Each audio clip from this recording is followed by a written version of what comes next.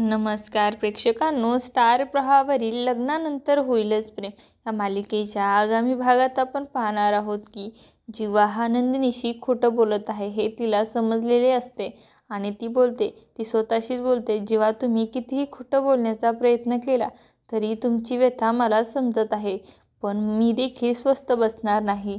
मी त्या ज्वेलरकडे जाऊन आजीचा हार कोणी घेतलेला आहे हे शोधून काढणार आहे.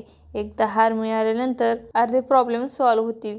त्यानंतर आपण पाहतो बाबा हे घरी आलेले असतात आणि बाबा बोलतात, मी आता फ्रेश होतो, मला लगेच जेवायला वाढ. तेव्हा मानिही विचारते, परंतु जीवा कुठे आहे? तेव्हा बाबा तिला उत्तर देतात, जीवाला दिलेले काम संपलेले नाही, तो काम संपल्यानंतरच येईल. आणि तेव्हा नंदिनीला देखील अतिशय वाईट वाटते. तर तिकडे आपण पाहतो पार्थ काव्याला बोलतो, काव्या, जीवा हा माझ्यासारखा नाही, तो खूप वेगळा आहे, त्याला अगदी फ्री जीवन जगायला आवडते. काव्या देखील बोलते, हो, तो नेहमीच असा आहे. पार्थ आश्चर्यचकित होऊन विचारतो, नेहमीच म्हणजे?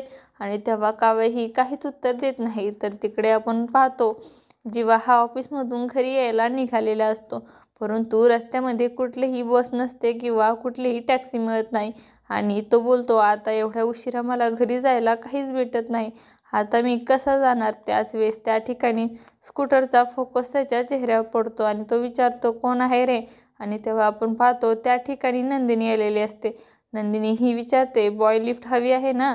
आणि तेव्हा जीवा हा आश्चर्यचकित होऊन तिला विचारतो, मी हे स्वप्न बघत आहे की तू खरीच आली आहेस? तेव्हा नंदिनी त्याला उत्तर देते, हो, मी खरंच आले आहे.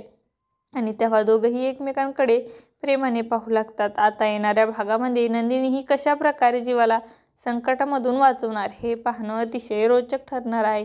तुम्हाला जर आपला व्हिडिओ आवडला असेल तर चॅनलला लाईक, शेअर आणि सबस्क्राईब करायला विसरू नका. धन्यवाद.